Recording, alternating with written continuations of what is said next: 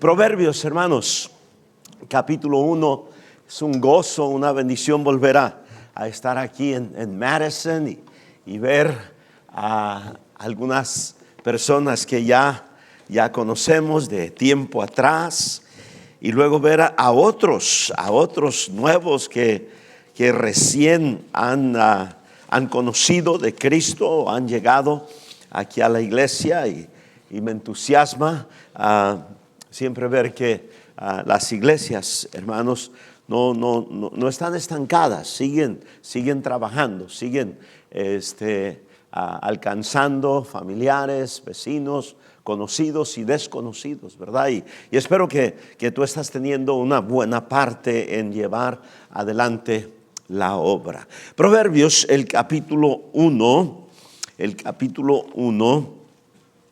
y el tema de estos 3 días es avivamiento. ¿Quién no necesita avivamiento? Llevo ya 43 años de conocer a Cristo como mi Salvador personal, y a lo largo de esos 43 años hay tiempos donde estamos bien, vamos bien, el fuego está encendido, y luego hay tiempos cuando andamos arrastrando la cobija. Eso sucede no solamente en los miembros de la iglesia, eso sucede también en la vida de pastores, y entonces mi deseo es que el Señor utilice este tiempo para avivar el fuego que hay en ti. Dije Proverbios capítulo 1, ¿verdad? Proverbios capítulo 1. Vamos mejor al libro de los Hechos, el capítulo 27, y dejamos Proverbios para el sábado. ¿Ok? ¿Está bien? ¿No hay problema? Si alguien se molesta por eso, bueno, no vengas el sábado. No es cierto. Proverbios capítulo 27, capítulo 28. Amén. Terminando el servicio, hermanos, pasa por ahí, por las mesas que avisó el pastor. Hay una mesa ahí con puros pergaminos, y esos pergaminos vienen de la ciudad de Puebla, no de la ciudad, del estado de Puebla. El misionero que me los envía está en un lugar que se llama Zacapuaxtla, y a través de esos pergaminos él se está ayudando, y él sabe que vamos a diferentes conferencias, y los manda que los vendamos y apoyarle de esa manera. Muy bonitos textos y unas bonitas verdades. Y luego hay unos libros allí. Te recomiendo especialmente a las hermanas. Hay un libro allí que es reciente, esta es quizá la 3ª, 4ª conferencia donde traemos ese libro. Se titula No te compares. Nadie tiene ese problema aquí, ¿verdad? Hay 2 libros que se titulan igual. Uno es para las damas y otro es para las jovencitas. Ok, entonces te recomiendo eso. A los varones les recomiendo, hay 3 libros, una serie de 3 libros. Uno tiene que ver con la sabiduría, otro tiene que ver con el dominio propio, y el otro tiene que ver con el orgullo. Tema que no necesitamos. ¿Quién batalla con el orgullo? ¿Quién no batalla con el orgullo? Porque en realidad esa es la razón que entre las damas hay mucho esa tendencia de compararse. Y entre los varones también, ¿verdad? Pero un poco diferente el aspecto de nuestra batalla. Y hay otros materiales allí que son muy, muy útiles.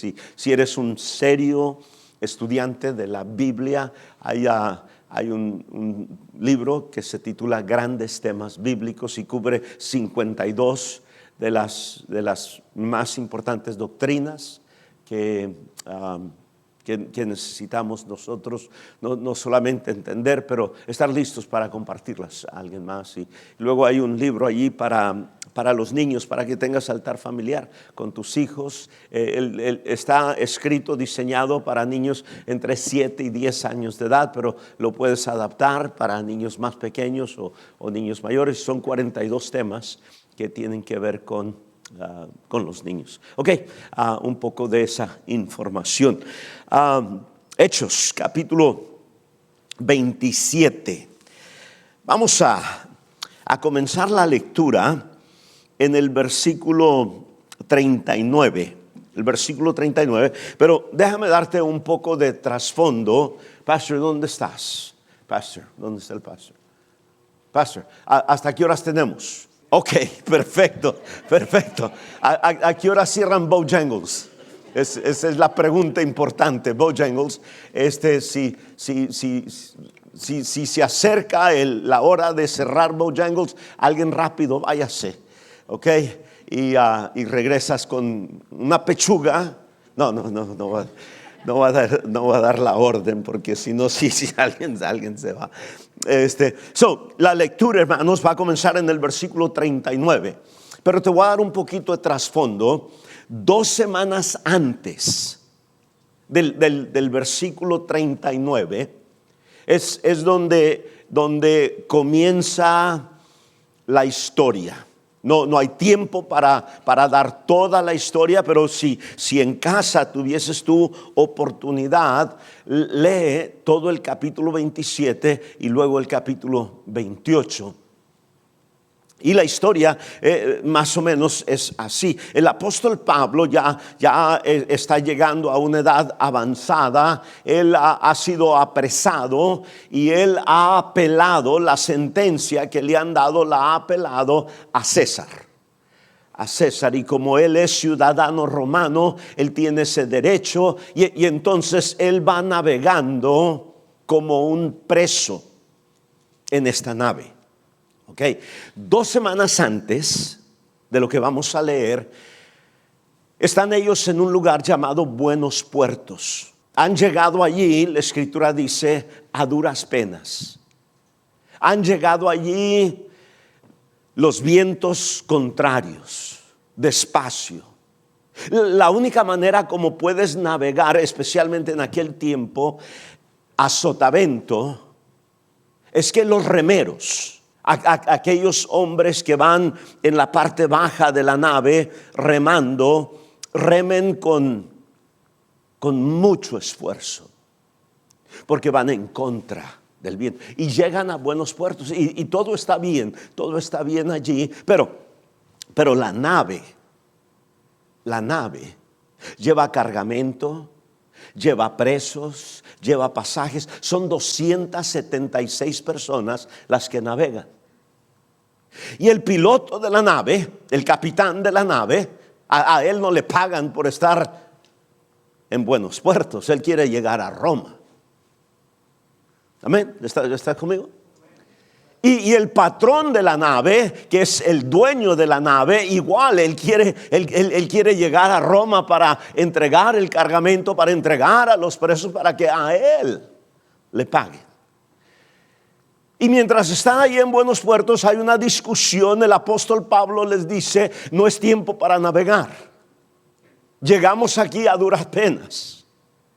Vamos a quedarnos aquí un tiempo, que pase esta época del año y luego ya la navegación va a ser más segura. Pero el piloto de la nave y el patrón de la nave decían: no, tenemos que seguir navegando. Y 14 días después de que toman la decisión desastrosa de seguir navegando, es lo que vamos a leer. La nave literalmente se hace pedazos. ¿Estás conmigo, hermano? Versículo 30, capítulo 27, versículo 39. Amén, ¿estamos ahí? Cuando se hizo de día, no reconocían la tierra. Este ya es el día 14. No reconocían la tierra, pero veían una ensenada que tenía playa, en la cual acordaron varar si pudiesen la nave. Cortando pues las anclas, las dejaron en el mar, largando también las amarras del timón, e izada al viento la vela de proa, enfilaron hacia la playa. Pero dando en un lugar de 2 aguas, Hicieron encallar la nave y la proa hincada quedó inmóvil y la popa se abría con la violencia del mar. Entonces los soldados acordaron matar a los presos para que ninguno se fugase. Déjame pausar ahí y explicarte. La ley romana decía que si un soldado tenía a su cargo un preso y aquel preso escapaba, el soldado pagaba con su vida. La ley era clara. Entonces van soldados, va el centurión y van presos y cuando la nave comienza a despedazarse, el temor de los soldados es que alguno de los presos se fugue y ellos tienen que pagar con su vida. Recuerda la historia en el capítulo 16 del mismo libro de Romanos, donde el carcelero tiene a Pablo, a Silas y a otros presos y hay un terremoto, las puertas se abren. Inmediatamente el carcelero toma su espada. ¿Alguien recuerda qué va a hacer? ¿Qué va a hacer? Se va a matar. Era preferible el suicidio, una muerte rápida, que la muerte tormentosa que el gobierno romano te iba a dar. Ahí es donde Pablo le dice: no te hagas daño, aquí estamos todos. Y ahí encontramos el versículo 31 donde el carcelero le pregunta: ¿qué necesito hacer para ser salvo? Y quizá tú estás aquí esta noche, nunca has sido salvo, deberías hacer la misma pregunta: ¿qué es necesario que yo haga para ser salvo? Respuesta: no tienes que hacer absolutamente nada, ya Cristo lo hizo todo en la cruz del Calvario. Lo que ahora te toca a ti es reconocer que eres un pecador y necesitas a Cristo en tu corazón. Y entonces los soldados comienzan a tramar el plan de matar a los presos para que no se fugue ninguno. Pero el centurión tiene simpatía para Pablo. Entonces dice el versículo 43, dice: pero el centurión, queriendo salvar a Pablo, les impidió este intento y mandó que los que pudiesen nadar se echasen los primeros y saliesen a tierra, y los demás parten tablas, parten cosas de la nave. Y así aconteció que todos, léelo conmigo, que todos se salvaron saliendo a tierra. Nota esto: no todos se salvaron igual, no todos se salvaron de la misma manera. Si hubiese tiempo y preguntáramos: ¿cómo fuiste salvo tú? ¿Cómo fuiste salvo tú?, las historias serían muy distintas. Algunos fueron salvos en la cárcel, otros fueron salvos en un hospital, algunos fueron salvos en la calle. Yo fui salvo en un templo. Algunos fueron salvos en sus casas, en sus trabajos. No todas las historias de cómo fuimos salvos son iguales. Lo que tenemos en común es Cristo. Amén. Cristo. Y entonces algunos se salvaron nadando, otros se salvaron flotando en un pedazo de la nave, en una tabla. Lo interesante es que todos se salvaron. ¿Estás conmigo? Ok, ese es el trasfondo. Ahora vamos a entrar al capítulo 28. Y en el capítulo 28, ahora es el lugar a donde ellos llegan después de haber naufragado. Y entonces, pastor, para beneficio de esta predicación, es el lugar a donde ellos llegan. Es el mismo lugar a donde tú llegaste después de ser salvo, a la iglesia. Amén. Hay mucha gente que es salva, que nunca llega a la iglesia. No, la iglesia no tiene nada que ver con tu salvación. Tu salvación es por lo que Cristo hizo en la cruz del Calvario. Pero si tú no te unes a una iglesia después de ser salvo, nunca vas a crecer. tu vida nunca va a cambiar. Es más, la mayoría de las personas que son salvos nunca se unen a una iglesia. Y luego hay personas que en un tiempo, pastor, estuvieron en la iglesia y ya no están. ¿Y qué sucede con esas personas? ¿Se quedan en el mismo nivel donde estaban cuando estaban en la iglesia? No, siempre van en deterioro. Porque la iglesia tiene un increíble efecto en alimentarte, en fortalecerte, en mantenerte avanzando. Pero no importa cuánto hayas avanzado, si tú dejas la iglesia, vas a ir en deterioro. ¿Sí me explico? Entonces, estos naufragados llegan a una isla llamada Malta. Y esa isla, Malta, representa la iglesia donde tú estás. ¿Ok? Nota, por favor, capítulo 28. Estando ya a salvo, las 276 personas, estando ya a salvo, supimos que la isla se llamaba Malta. Y los naturales, las personas de Malta, los naturales, nos trataron, nota cómo nos trataron, con no poca humanidad. No, nota una vez más, no dice que nos trataron con poca humanidad, dice que nos trataron con no poca humanidad. Eso quiere decir que los trataron con mucha humanidad, eso quiere decir que los trataron muy bien. Los trataron de una manera especial.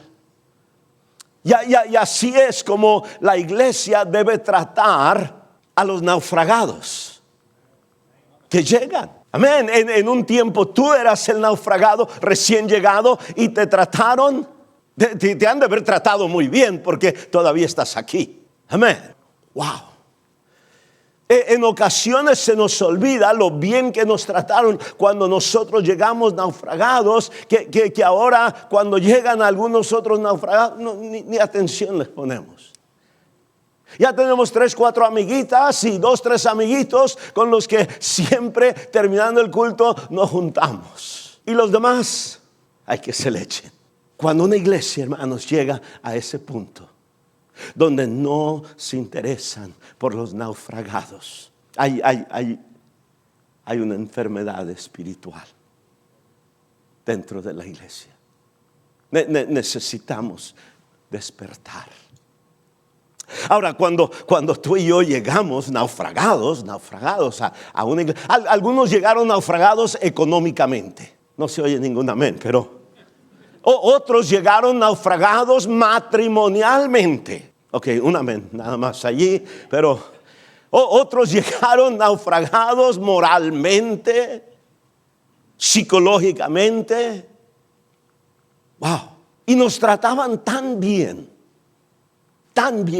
como nunca nos habían tratado en ningún otro lugar, que comenzamos nosotros a pensar, esta gente, algo quiere esta gente. ¿Qué podías ofrecer? Venías naufragado. Pero esa es la mentalidad que tenemos en el mundo, de que si alguien nos trata bien, es que quieren ganar alguna ventaja. Pero tiene uno que reconocer, ¿qué puedo yo ofrecerle a esta gente? ¿Sí me explico, hermano? Y nos trataron con no poca humanidad. Yo recuerdo la primera vez que llegué a una iglesia. Era un sábado. No era sabatista en la iglesia, ¿verdad? Era una actividad de jóvenes en sábado. Y me trataron tan bien, tenía 17 años de edad, me trataron tan bien en esa actividad, que cuando terminó la actividad me invitaron a regresar el siguiente día, domingo, a escuela dominical y a la predicación. Y yo les dije que sí. Siguiente día llegué, escuela dominical, escuché la predicación, pero no fui salvo. Y saliendo de allí, me dice una persona, oye, esta tarde a las 6 tenemos otro servicio. ¿Cómo me gustaría que vinieras? Ahora, yo estaba acostumbrado a misa. ¿Alguien viene de misa? Entonces, para mí cada culto era misa. Y dije yo, ya vine a misa ayer, ya vine a misa hoy en la mañana y regresar a misa, ya fue. Yo estaba acostumbrado a ir a misa una vez cada 3 meses, cada 4 meses. Pero regresé esa noche, escúchame hermano, porque una persona se me acercó y me trató con no poca humanidad. Y esa noche fui salvo. Esa noche fui salvo. Wow. Quiero que veas, hermano, lo primero que hicieron los naturales de Malta con estas personas naufragadas. Versículo 2 dice, y los naturales nos trataron con no poca humanidad, porque encendiendo un fuego, y el tema es avivamiento, ¿verdad? Y ellos encendiendo un fuego, nos recibieron a todos a causa de la lluvia que caía y del frío. Entonces, imagínate por favor conmigo, hermano, cómo vienen estas 276 personas, cómo vienen naufragados. No digas mojados, porque hay algunas personas aquí que se van a ofender. ¿Ok? Pero venían wet. Amén. Y aparte el clima era frío. Había lluvia. Entonces lo primero que hacen los naturales es encienden una fogata.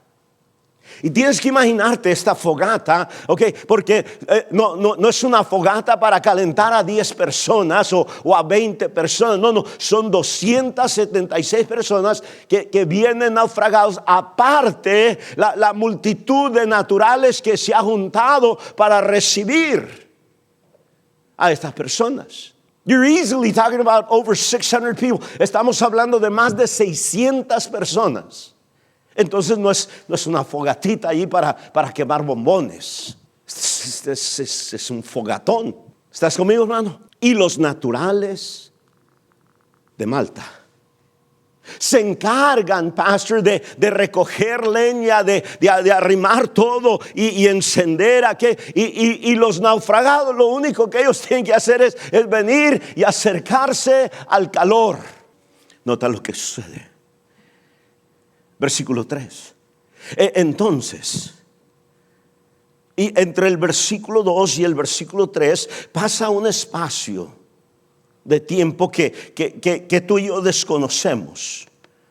2 horas, 3 horas, no sabemos, pero dice la Escritura, entonces, habiendo recogido Pablo algunas ramas secas, las echó al fuego. Pregunta, hermano, ¿por qué Pablo está echándole ramas secas al fuego? La respuesta es sencilla, hermano. Cualquier fogata, cualquier fuego, si no la alimentas, disculpa, no se oye, se apaga. You have to feed the fire. Tienes que alimentar la fogata y si no se apaga. Ahora, los naturales de Malta, ellos encendieron la fogata. Y los 276 naufragados ahí están calentando. Pero después de un par de horas, 3 horas, 4, no sabemos. Pablo discierne. Pablo percibe que la fogata ya no tiene la misma intensidad que tenía antes. No lo manda un soldado, no lo manda el centurión a ir a recoger ramas, leña. Él voluntariamente, al percibir lo que está sucediendo,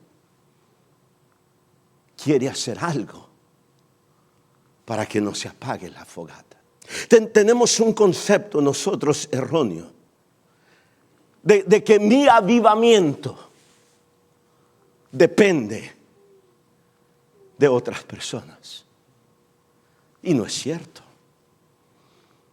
No es cierto. Gloria a Dios por otras personas que han encendido en nuestras vidas fogatas. Pero supongamos que en estos 3 días Dios enciende en ti una fogata. La predicación de hoy o mañana o el sábado, Dios enciende en ti una fogata. Supongamos. El sábado en la tarde yo me voy. ¿Y qué va a suceder con tu fogata? Yo no regreso hasta en 2 años, 3 años. Si me porto bien. Si no me porto bien, va a ser hasta en 5 años. ¿Qué va a pasar con tu fogata? Y lo que va a suceder, lamentablemente, es que esta fogata, como muchas otras fogatas en tu vida, se apagan. Porque la persona que enciende la fogata no se puede quedar allí para estar alimentando constantemente aquella fogata. No es posible. Y ahora te toca a ti. Le toca a Pablo hacer algo para alimentar la fogata. Es interesante, hermano, pero como seres humanos, cuando percibimos nosotros que la fogata se está apagando, en vez de buscar nosotros la manera de hacer algo para avivar el fuego, buscamos a quien culpar.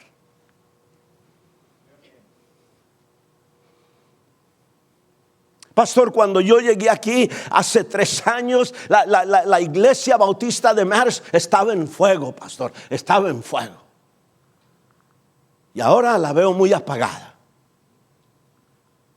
Y así es como se queja la gente, y así es como señalan. Pastor, cuando yo llegué aquí, el hermano encargado de los jóvenes, los traía en fuego, pastor, pero... Y siempre buscamos señalar a alguien para culpar.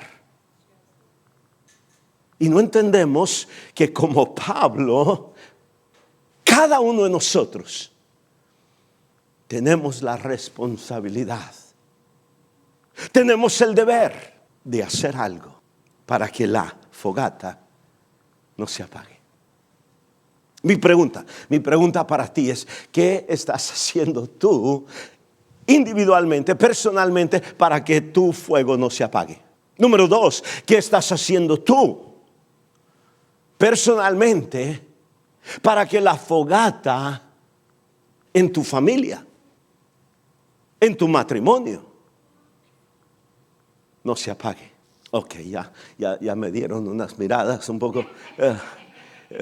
Podemos cambiar al mensaje de Proverbios capítulo 1. Es que mira, el matrimonio, hermano, de 2 personas suele suceder. Que hay tiempos cuando la fogata está ardiendo y hay tiempos not so much. Y ella voltea y lo ve a él, a ver si él le echa leña, y si él le echa, yo le echo. No, es que ella, si ella le echa, yo le echo. Mira, esa no es la actitud de Pablo. La actitud de Pablo, ya te vas a casar, ¿verdad? Entonces aprende esto, escribe, haz apunte. No es cierto. La actitud de Pablo, él no está ahí sentado viendo a ver quién toma la iniciativa. Él toma la iniciativa. Ahora, no está esto, hermano. No estoy minimizando lo que Pablo hizo. Pero, ¿qué fue y recogió? ¿Recuerdas qué fue y recogió? ¿Qué? Ramas secas. Hermano, estamos hablando de una fogata enorme. ¿Qué diferencia va a marcar un puño de ramas en una fogata de ese tamaño? Ok, tú tampoco quieres minimizar el esfuerzo de Pablo. Pero la realidad, hermano, es que un puño de ramas secas no va a marcar una diferencia muy grande en una fogata de esa magnitud. ¿Estamos de acuerdo, hermano? Ok, pero debes recordar, este es Hechos 28. En Hechos 8, en Hechos 9, Saulo de Tarso era un joven fuerte, un joven vigoroso, un joven, dice la Escritura, que tenía a cargo, pastor, la persecución de los seguidores de Cristo. Era un joven a los pies de quien ponían los demás hombres sus mantos para lanzar con más precisión, con más fuerza las piedras con las cuales apedreaban a los creyentes. Ese es Saulo de Tarso, Hechos 8, pero ya estamos en Hechos 28. Los años han pasado, ya es un viejo, ya no tiene las mismas fuerzas que en un tiempo tenía. Pastor, hace unos años atrás Pablo se hubiera traído un tronco en un hombro, otro tronco en otro, y viene pateando otro tronco. Órale, vamos a echarle combustible. Pero ya no, aquí no veo viejos, todos se ven todavía fuertes. Pero un día llegarás a la vejez.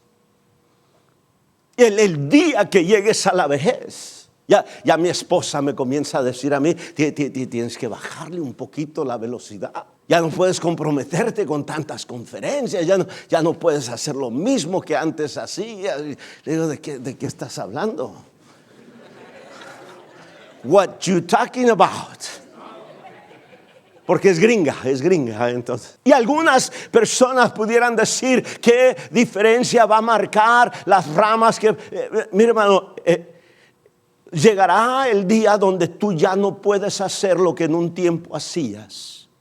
Pero eso no te da excusa para no hacer nada. Todos debemos hacer algo, siempre. Mi padre fue un tremendo ganador de almas. Él fue salvo unas semanas después de que yo fui salvo. Por 1 año y medio antes de que yo fuera salvo, ellos estaban estudiando con los testigos de Jehová. Y siempre me invitaban que me sentara con ellos para participar en los estudios. Nunca quise. Pero ahora que fui salvo y veían diferencias en mi vida, un día él dijo, vamos a ir contigo al a ver qué te están dando, porque te vemos diferente. Y ellos vinieron y les dieron lo mismo. los trataron con no poca humanidad y wow, mi papá quedó muy impresionado, mi mamá también, y los dos fueron salvos. Y desde que él fue salvo, se convirtió en un tremendo ganador de almas. El día de su funeral, hace 6 años, el día de su funeral, prediqué yo y predicó su pastor. El sermón que predicó su pastor se tituló El sembrador salió a sembrar. Ese era mi papá. Donde quiera que andaba, sembrando. Pero llegó el día en que él ya no podía salir puerta por puerta, casa por casa, tocando puertas. Entonces lo que hacía se llevaba 2 sillas. Iba, se estacionaba, se bajaba, las 2 sillas, él se sentaba en una y la otra silla, allí la dejaba. Y cuando pasaban personas por ahí, amigo, siéntate. Y allí sentadito, one on one. One on one en griego quiere decir 1 a 1, porque yo sé griego. 1 a 1. Ya no podía hacer lo que antes hacía, pero eso no lo justificaba para no hacer. Aparte de eso, hermano, tú puedes decir, pero qué diferencia va a marcar un puño de ramas. Aparte de eso, el ejemplo que Pablo está dando a los otros 275 que están allí. Hay hijos que se han encendido porque vieron el ejemplo de papá. Pasó un misionero, pastor de Ghana, África, Miguel Triano. No sé si ha venido aquí o no ha venido Miguel Triano. Si buscan un misionero para apoyarte, recomiendo apoyarlo tremendamente. Llevan ya 18, 19 años en Ghana. Están haciendo un excelente trabajo. Nosotros los hemos apoyado desde el primer día que se fueron. Y ahorita están ellos trabajando con otro grupo que no tienen nada del Nuevo Testamento en su idioma, y están comenzando a trabajar en traducir la primera epístola de San Juan. al idioma de ese grupo. Y mencionó en nuestra iglesia cuánto más o menos va a costar la traducción. Y mencionó cuánto estaba dando una persona y otra persona y otra persona. Y mi esposa voltea, me ve a mí y dice, oye, no podemos tú y yo hacer algo para... Inspirada por lo que otros estaban haciendo. ¿Sí me explico, hermano? Y entonces el impacto de lo que Pablo está haciendo no solamente tiene que ver con el puño de ramas, pero el ejemplo que él está dando a tantas otras personas. Mi pregunta para ti antes de continuar, hermano, hermana, joven, señorita, es cómo está tu fogata, la fogata de tu vida, de tu matrimonio. Ve a 2 Timoteo, la segunda epístola de Pablo a Timoteo, capítulo 1. 2 Timoteo, capítulo 1. Un amén me avisa que ya estás allí. Amén, hermano. Versículo 6. Dice, por lo cual te aconsejo, 1:6, 2 Timoteo, te aconsejo. ¿Cuál es el consejo de Pablo a Timoteo? ¿Qué? Que avives, ¿qué? El fuego. Que avives el fuego del don de Dios que está en ti. ¿Cómo? Por la imposición de mis manos. ¿Ves? Hubo un tiempo, pastor, hubo un tiempo donde no había ningún fuego en Timoteo. Pero hubo esa ocasión cuando Pablo puso sus manos sobre este niño, sobre este jovencito, y dice la Escritura que se encendió un fuego en él. Por la imposición de las manos de Pablo. Pero Pablo tiene que seguir su ministerio. Él no puede estar allí constantemente alimentando la fogata que él encendió. Tiempo después él se encuentra a Timoteo y le dice, Timoteo, what happened? ¿Qué pasó? Te veo muy apagado. Necesitas, ¿lo leíste? Necesitas avivar el fuego. ¿Por qué? Porque se está apagando. Hay iglesias donde voy cada año. Hay iglesias como estas donde vengo cada 2 años, cada 3 años. Y hay personas que yo vi hace 2 años, hace 3 años, y hoy te veo y te veo igual, te veo animado. Y hay otros que estaban en fuego y andan arrastrando la cobija. Y Pablo le dice a Timoteo, échale ganas. Aviva el fuego. No le dice cómo aviva el fuego, nada más lo está retando a avivar el fuego. En ocasiones el fuego se aviva con un buen ayuno.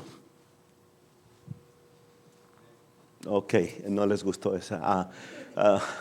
Bueno, el fuego se aviva jugando PlayStation. Ese sí les gustó, ¿verdad? El fuego se aviva yendo a un buen restaurante. No, quizá el fuego de tu matrimonio si se avive llevándolo a un buen restaurante porque ya se cansó del Maruchan, sin ofender, ¿verdad? Pero en cuanto a lo espiritual, quizá un buen ayuno, poco más de lectura, más oración, más servicio. Es increíble cómo se aviva el fuego cuando entras por esas puertas con un invitado a tu lado. Pablo le dice a Timoteo, es tu responsabilidad avivar el fuego. Avivar el fuego tiene riesgos. Regresa a Hechos, capítulo 28. Dije, avivar el fuego tiene riesgos. Nota por favor lo que sucede. Capítulo 28, entonces Pablo recoge ramas y las echa al fuego. Y nota por favor la segunda parte del versículo 23.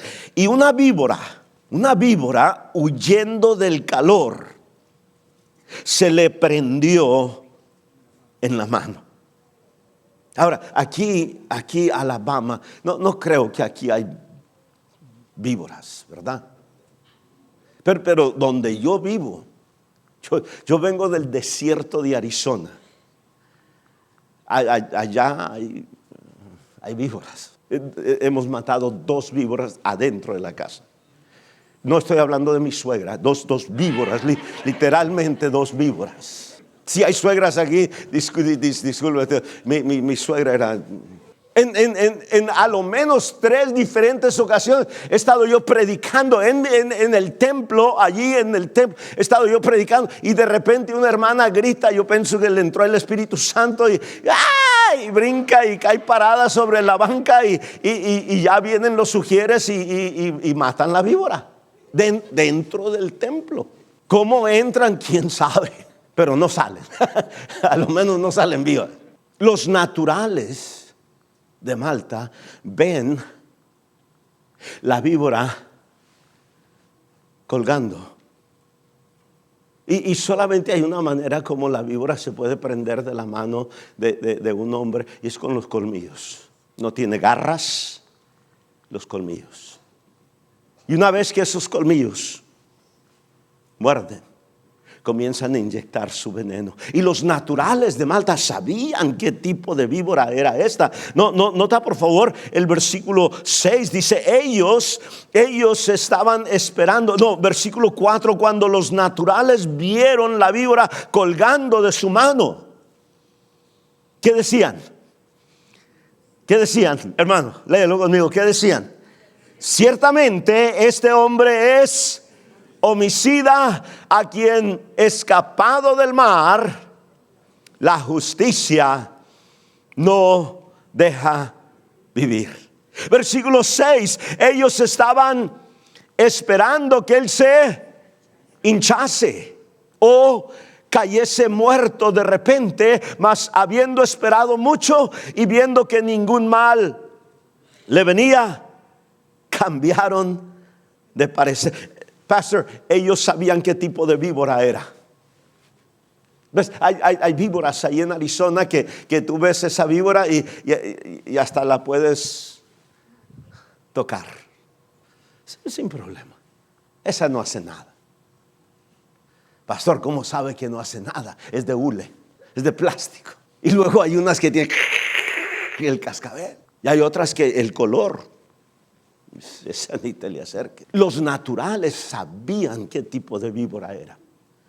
Y cuando vieron ellos esa víbora colgando, ellos inmediatamente dijeron, este hombre es el peor de todos los presos. Y se escapó del mar. Pero mira nada más, hasta aquí llegó. Porque ellos sabían qué tipo de veneno tenía esa víbora. Dicen los historiadores, pastor, que cuando una víbora de estas de Malta mordía, en un par de minutos los órganos vitales de la persona comenzaban a paralizarse. La persona comenzaba a convulsionar, la persona se comenzaba a hinchar con la infección, y en 5 minutos máximo estaba muerto. Y los naturales dijeron, watch this. Lo habían visto con otras personas. Y para ellos Pablo era igual a cualquier otra persona. Y esperaron. Y esperaron. Y cuando vieron que nada sucedió, ¿qué dice? ¿Qué? Cambiaron de parecer. Ok. ¿Recuerdas? ¿Dónde estamos? ¿Dónde estamos? ¿Cómo se llama el lugar? ¿Cómo se llama el lugar? Una vez más, ¿cómo se llama el lugar? Malta. ¿Y qué representa Malta? La iglesia. ¿Y qué hay en la iglesia? No se oye. En la iglesia, hermano, hay gente que te trata con no poca humanidad. Hay gente que te trata bien. Hay gente que te va a invitar a los tacos aunque tú pagues. Hay gente que va a escuchar de que estás pasando por alguna necesidad de empleo y te van a ayudar a conseguir un empleo. Hay gente que sabe que estás batallando con tu vehículo y te prestan un vehículo. Wow. Una hermana en nuestra iglesia, quien sea la hermana, entra a una cirugía y las hermanas llegan y unas le traen el desayuno, otras traen la comida, otras traen la cena y eso lo hacen durante 2 semanas, 3 semanas, el tiempo que necesite en la iglesia. Eso no lo encuentras en el mundo. Entonces, en la iglesia vas a encontrar muchas personas que se tratan el uno al otro con no poca humanidad. Pero también en Malta, en la iglesia, vas a encontrar, no se oye aquí, nadie está hablando, vas a encontrar víboras. Pastor, ¿es posible que hay personas aquí esta noche que llegaron aquí a la iglesia bautista de Madison porque en otra iglesia donde ellos asistían antes había víboras? Y dijeron, no, yo mejor me voy. Y llegaste aquí. Qué bueno que estás aquí. Pero probablemente ya te diste cuenta que aquí también se cuecen habas. Aquí también hay víboras. ¿Cómo se llama el colegio donde? Commonwealth. Pastor Jeff Fugate. ¿Vives en el dormitorio? Sí, hay víboras en el dormitorio. Come on. 4 años ahí. Sí. Ya entendí, pastor. Claro que sí hay. Y si piensas que es nada más en la iglesia hispana, deberías venir a la iglesia americana también. Porque las víboras son bilingües. En Malta no quisiéramos que hubiese víboras. Pero déjame decirte algo, hermano. Las víboras son necesarias. Ve al libro de Números, por favor, conmigo. Números. No pierdas tu lugar aquí en Hechos 28. Vamos a regresar a Hechos 28. ¿Quién iba a ir a Bojangles?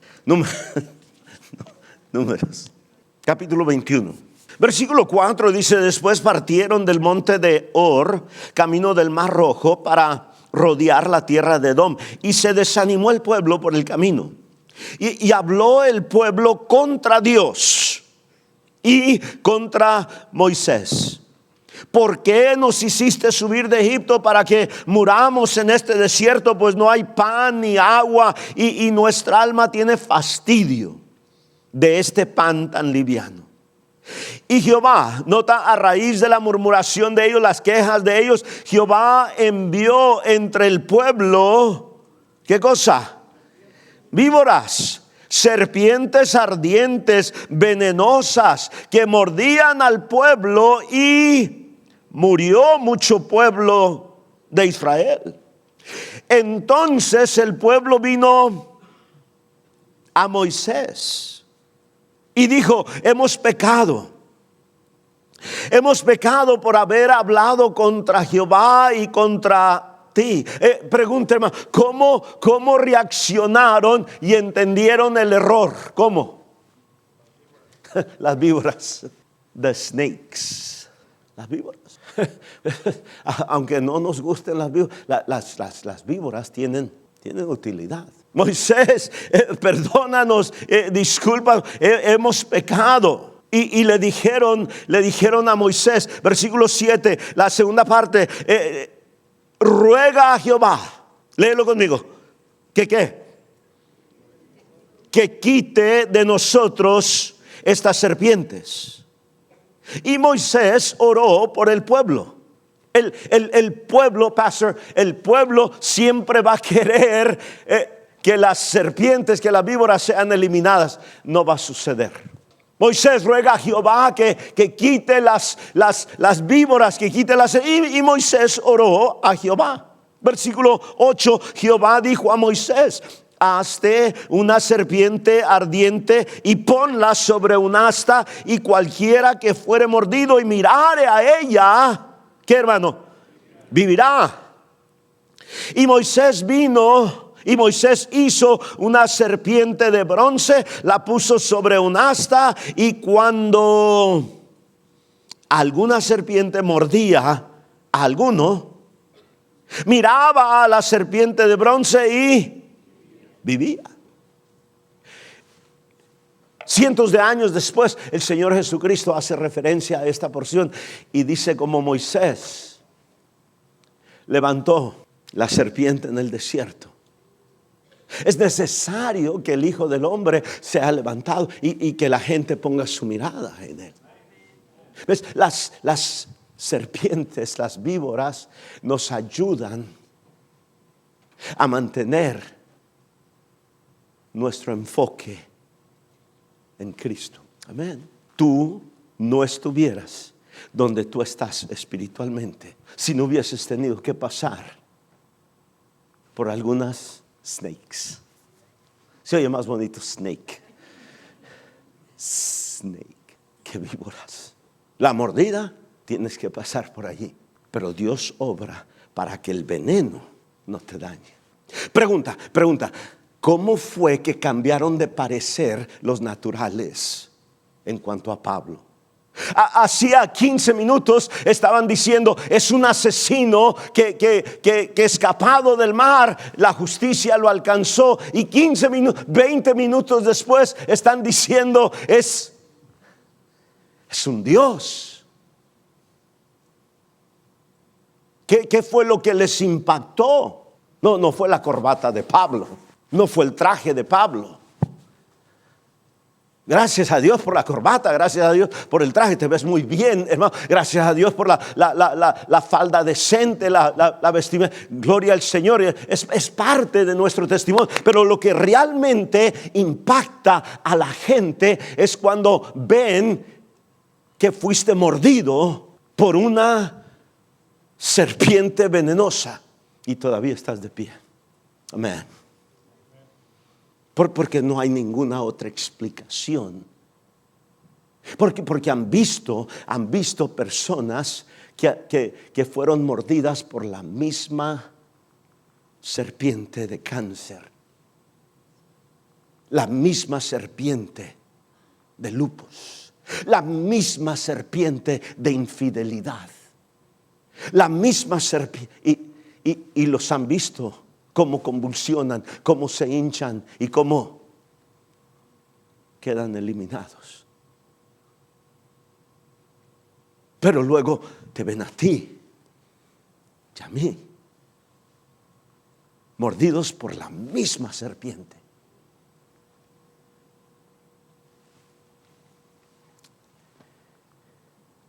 Y nada sucedió. Pero nada sucedió, no porque hay en nosotros algún poder especial. Nada sucedió porque pusimos nuestra mirada en el autor y consumador de nuestra fe. De no haber puesto tu mirada en Él, como cualquier otro mortal, tú convulsionas, tú te hinchas y tú allí quedaste. Y tú y yo, hermano, hemos visto mejores cristianos que tú y yo hincharse, convulsionar y quedar eliminados. Porque cuando fueron mordidos, se enfocaron en la víbora y no en Cristo. ¿Está conmigo, hermano? Regresa a Hechos 28. Ya estamos cerca de terminar. Ya puedes, hermana, comenzar a ponerte los zapatos si gustas. A lo menos uno. Nota por favor, hermano, dice la Escritura, cuando los naturales vieron la víbora colgando, versículo 4, se decían uno al otro, este es homicida. La justicia no lo dejó vivir. Versículo 5 dice, pero él, Pablo, ¿qué dice, hermano? Sacudiendo la víbora en el fuego, ¿qué dice? Ningún daño padeció. Y allí es donde ellos cambian de parecer. Pero nota lo que sucede con la víbora. Él, dice la Escritura, pastor, sacude la víbora. ¿Y dónde cae la víbora? ¿Dónde? En el fuego. Y ahora escucha esto, ¿no? La víbora es parte de lo que aviva el fuego. Amén. Y repito, hermano, no estuviéramos donde estamos sin víboras que nos han mordido y las sacudimos y ahora formaron parte del fuego de nuestra vida. Amén. Yo pienso pienso, por ejemplo, mi güera y yo, 5 años de esterilidad. No podíamos tener hijos. Esa víbora es difícil, muy difícil. 5 años después de que nos casamos, adoptamos a nuestro hijo, nuestro primer hijo. 7 años después de que nos casamos, salió embarazada la güera. Y ahora teníamos nuestro hijo y nuestra hija. Wow. 7 años después, a los 14 años, vuelve a salir embarazada la güera. Le dije, oye, esto está sucediendo cada vez, hay que tener cuidado en el 21, el 28, el 35. Hoy estaba leyendo que en Alemania, no sé si alguien más leyó esto, en Alemania una mujer de 66 años acaba de tener su 10º hijo. Necesito regresar a casa y hablar con la güera. A los 14 años vuelve a salir embarazada. En diciembre, ese es el tercero. En diciembre acaba de graduar del colegio bíblico y en febrero se casó y amenaza con volver a hacerme abuelo. Sacó la 45. La víbora de la esterilidad. ¿Cómo ha hecho arder el fuego en mi vida? Por desagradable que es ser mordido por una víbora, cuando aquello forma parte de la fogata. Muchos de ustedes conocen al pastor Patiño, ¿verdad? Pastor Fernando Patiño. Hoy me llamaba, hace un par de horas, me llamaba antes del culto y me dice, pastor, por favor, te pido que estés orando por una familia de mi iglesia. Su hijo de 19 años de edad y su otro hijo de 24 años de edad. Iban en un Uber de Springfield a Nashville para tomar un vuelo en un Uber. Fueron impactados y ambos fallecieron. 19 años de edad y 24 años. Imagínate esa víbora. ¿Cómo va a sobrevivir esa madre? Ese padre, los hermanitos. Hay víboras muy, muy venenosas. Y no obstante, ninguna víbora es tan venenosa que si tú pones tu mirada en Jesús, Él no puede contrarrestar ese veneno. Ninguna. ¿Alguien está captando esto, hermano? Lo que tienes que aprender es lo que vemos aquí a Pablo hacer. Cuando lo muerde la víbora, él no escucha las críticas de la gente, las acusaciones de las personas. Cuando lo muerde la víbora, pastor, simplemente lo que hace es, le da una sacudida y cae en el fuego y hace arder el fuego aún más. Lamentablemente nosotros nos muerde una víbora y guardamos la víbora. Mira, pastor, esta víbora fue la que me mordió el año pasado y hace 2 meses esta otra. No tengas colección de víboras. Aprende el arte de sacudir. Ahora, por favor, no lo hagas delante de la persona que te acaba de morder. No lo hagas. Por ejemplo, hermano, por favor, no le digas a tu esposa, pues como dijo el pastor Galván. No, mira, vas a empeorar el problema. No solamente vas a empeorar el problema entre tú y aquel hermano, entre tú y aquella hermana, pero vas a empeorar la próxima vez que venga a predicar no van a querer venir a escuchar porque yo fui el que te enseñé a... Vete a tu cuarto, allá aparte, y donde no te estén viendo. Y ya sales. Sí, estás captando, hermano, sí estás. Yo quisiera decirte, la iglesia bautista de Madison es diferente. Aquí no hay víboras. Ahora, termino con esto, hermano. Por el riesgo de las víboras, algunos han dejado que la fogata se apague. No lo hagas. La fogata es tu responsabilidad. El veneno de las víboras es la responsabilidad del Señor. Y Él se va a encargar. Él se va a encargar. 43 años he sido salvo. En agosto cumplo 40 años de ser pastor. Imagínate cuántas víboras. Aquí estamos. Pastor, gracias. Inclina tu rostro, cierra tus ojos, el pastor va a venir.